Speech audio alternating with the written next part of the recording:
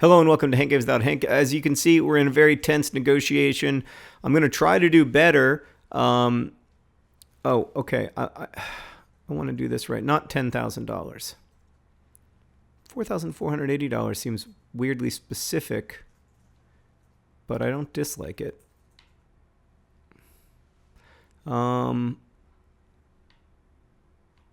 We're going to give him a $30,000 signing bonus.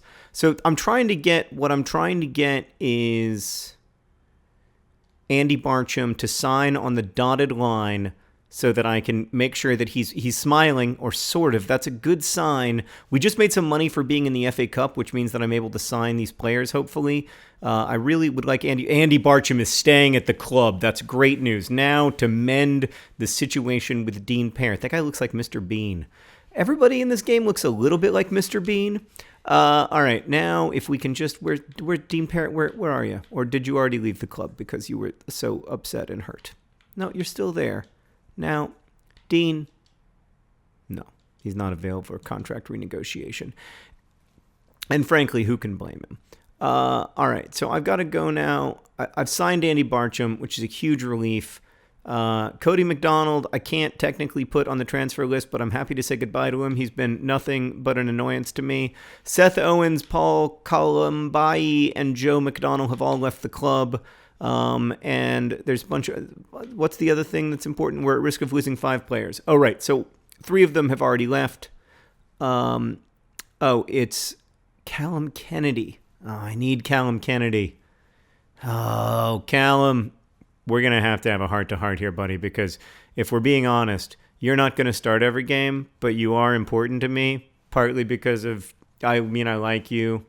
God, I wish this didn't have to take so long. I look a little bit like a turtle. Look like Mr. Bean had a baby with a turtle. All right, what is his role at the club? I would say, Callum, you're looking very handsome. By the way, I saw the real-life Callum Kennedy last week, Meredith. He was looking good. He was doing well. I would say that you're in a rotation role because you're going to be behind Meadsy most of the time.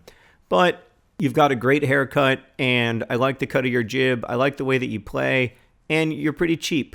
So that's what we were hoping for. Great. See, so far we're on the same page, Mr. Bean. Let's just see if we can keep this rolling. I'm interested in the fact that Callum Kennedy is represented by the same agent as all of my other players.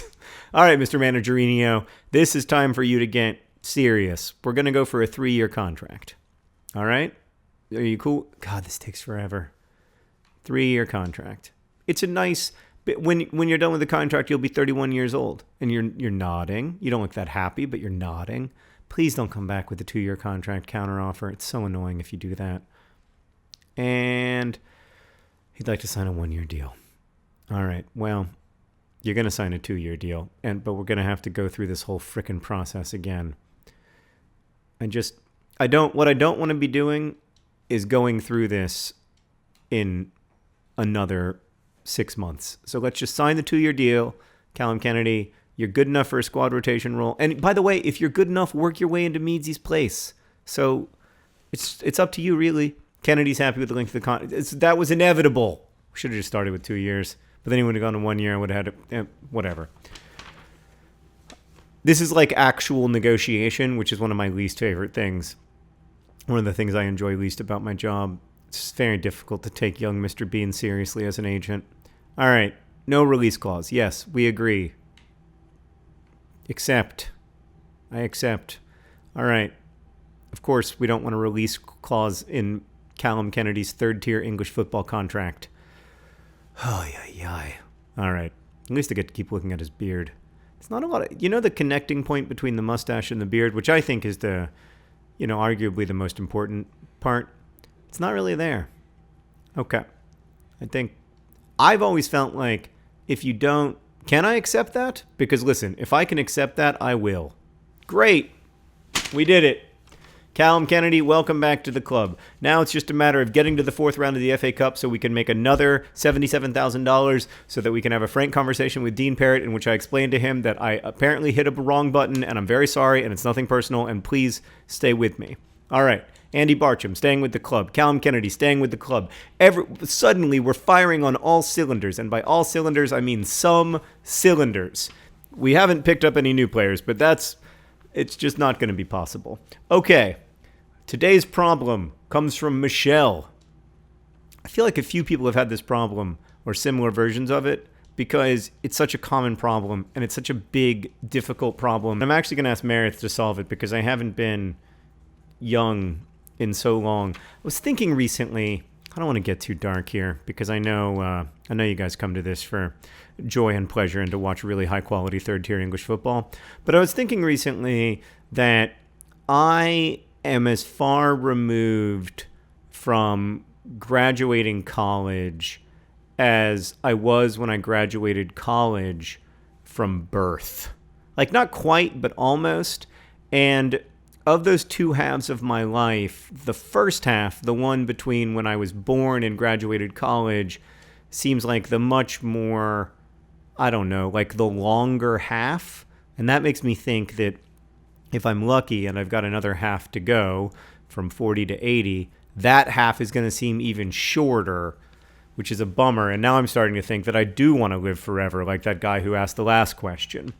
Anyway, today's problem comes from Michelle. She donated the Project for Awesome to get this problem answered. Thank you, Michelle. I'm going to solve your problem. The problem is I don't know how to make friends as an adult. I'm 26 years old. I live in a mid-sized Midwestern city. I'm a medical professional, and most of my coworkers are 10 plus years older than me. They're just not in the same place in their lives that I am. I'm single, and I don't have kids or partners to make friends through. Most advice I've seen is to essentially get out in the community and do things, but I need specifics here. I like you, Michelle. You're in the business of getting problem solved. I've tried to go to exercise classes, but I just ended up doing my yoga or Zumba and leaving. I've been out of school for a few years now, and I feel like this should be getting better, but it's not. Well, I mean, I don't think that it should be getting better yet, actually. It will get better, but it sucks. That period, I found that period of life in my early and mid-20s, really until I was about 28. Actually, it was really when I moved here that now that I'm actually saying it, I don't want to alarm you, Michelle. When I was 32 years old, I'd moved. By that time, we'd been living in Indianapolis for just over 2 years, and I felt settled and I felt like I had best friends, and I felt, I guess, like the level of connection with friends that I'd felt when I was younger. Or really, in a way, even better than when I was younger, because there's a stability to friendships now where they don't feel like contingent upon this or that wasn't necessarily part of friendships when I was younger. Just because, when you haven't been alive as many years, like the friendships inherently feel less stable, I think.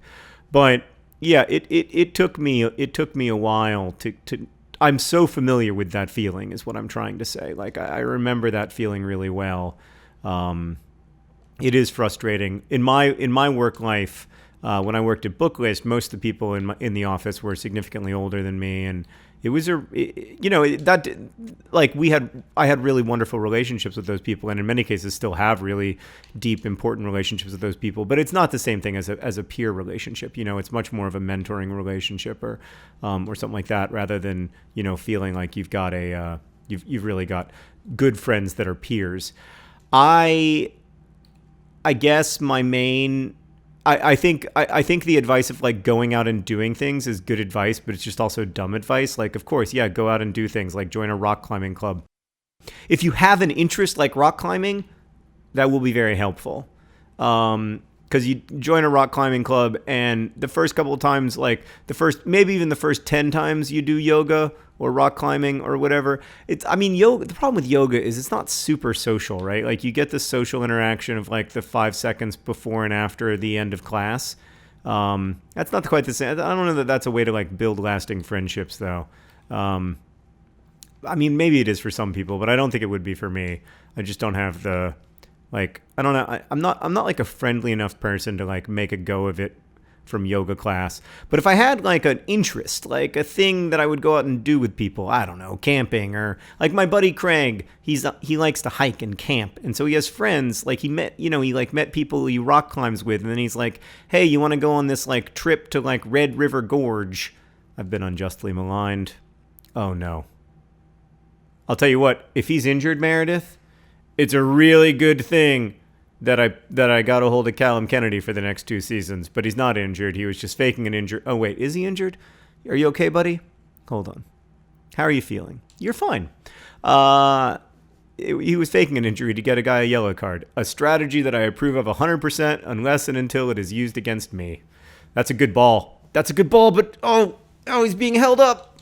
Sometimes I feel like if I just physically press the button harder, it will work a little bit better. That hasn't really been an effective strategy for me, even though I've now been like mashing buttons while playing video games for like 28 years. It's never really worked. But anyway, if there's an activity you love, like if you can join a knitting club, if you can join a book club, that's another thing that I was going to suggest is if you go and look at Facebook or location-specific Facebook groups about book clubs, that can be a good way to make friends, I think, because then you're discussing something. You're like or alternately start a book club if you work at a hospital, like start a book club at the hospital.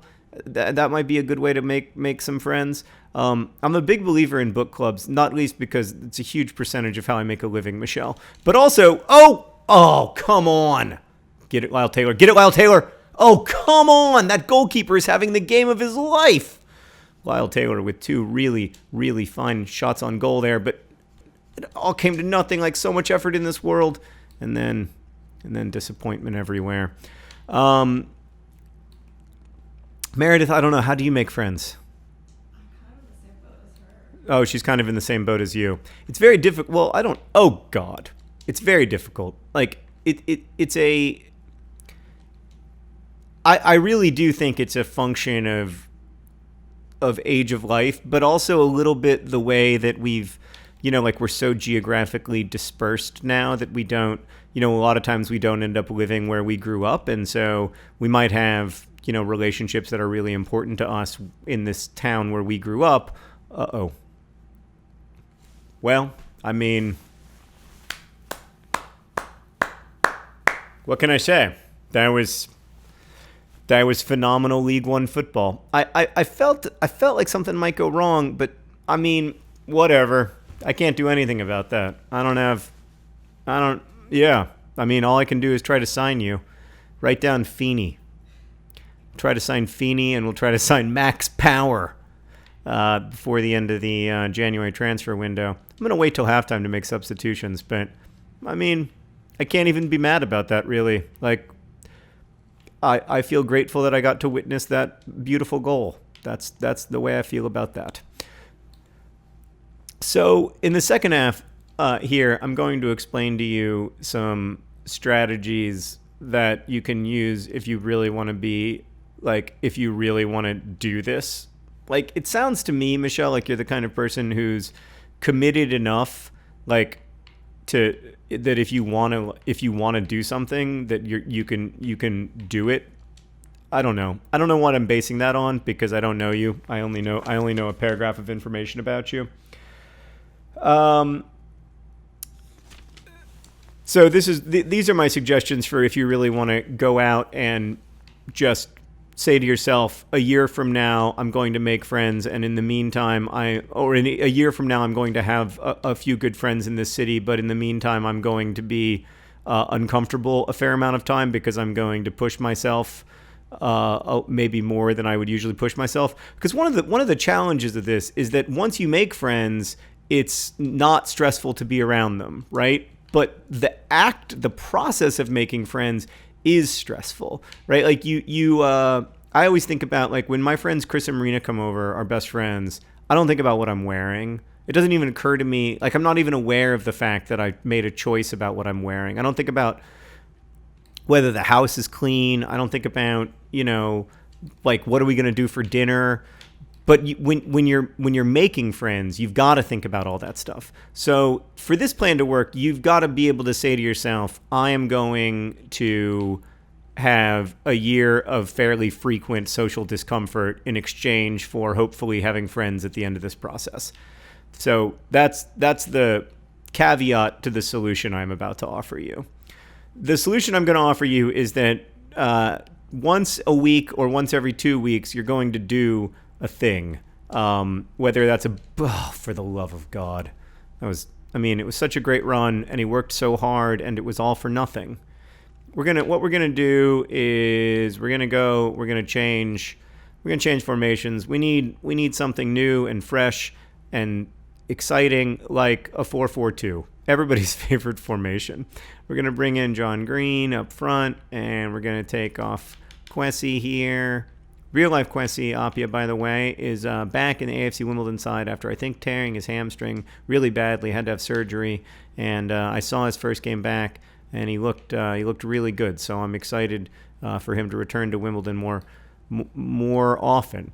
But anyway, so for that week or 2 weeks, you're going to do, like, for that year, you're going to do something every week or 2 weeks that is going to be physically uncomfortable, but may result in making friends. One example of what you're going to do is you're going to go to like more than one book club for starters. So that's going to be a thing that you do. Another thing that you do, I've got to score here.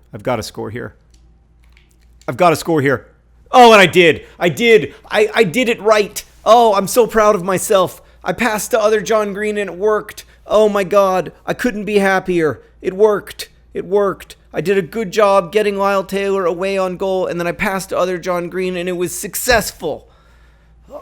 Sometimes you just got to give yourself really good self-talk like that, because I'm often hard on myself as a FIFA player, but that time, look at that, I did a fantastic job. Super proud of myself. Waited until the goalkeeper had committed, did everything right. Very pink-cheeked today. I don't know if it's cold or hot, but it's something. Anyway, a lot of excitement, as you can see, among the fans. 1-1 draw. Not a great result for us, it must be said, but potentially good enough. Oh, so the 4-3-3 got me a goal, and now I'm switching to 4-4-2. But I still like it. I still like my decision. We can go and get this win. We can do it, boys. We can do it. Let's let Lyle Taylor set up John Green. So you're going to do book clubs. You're going to volunteer. I think that's a really good way to make friends. Pick an organization that you care about, whose mission you care about, and make it something local, something that's involved in the community, and you're going to get involved in that. You're going to go and so you're going to have a weekly or every other week volunteering obligation. I know that you got a lot of work, and then I think that you're going to try to ask someone out to dinner or lunch or have someone over once a month. And I don't know if you're like me, but I like to make goals that are, I've talked about this before, that are small, specific, measurable, and attainable. And there's 2 other letters to make it into SMART, but I don't know what the 2 other letters are, so I don't worry about it. But anyway, I would keep, if this were me, I would keep a spreadsheet of how it goes and what I'm doing and whether it's working and how I feel. I'm a person who keeps spreadsheets about how they feel, though. I know that that's probably puts me in the minority, but that's what I would do, so that you feel like you're being proactive about this instead of just kind of like waiting for a friendship to happen. Because the weird thing, Michelle, is that there's so many people who are in the same position, right? Like Meredith's in the same position. There's so many people who are in the same position at this time of life. So I don't know. I've always thought that there could be an app out there that could make $1 billion by just like creating best friends. But wow, I don't know how that didn't go in. But credit to George Long for distracting or doing whatever he just did there.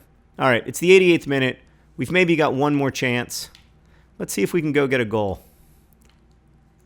Let's see if we can like pass to... No. Oh, dang it. I wanted that ball to other John Green. Instead of us getting a goal, looks like they might get a goal. So that's my real advice. As uncomfortable as I think it would be, I think that has the most chance of working. Just get out there and make specific, measurable, and achievable social engagements. I solved your problem, but I don't know that I solved it well. Just like how I played this game. Best wishes.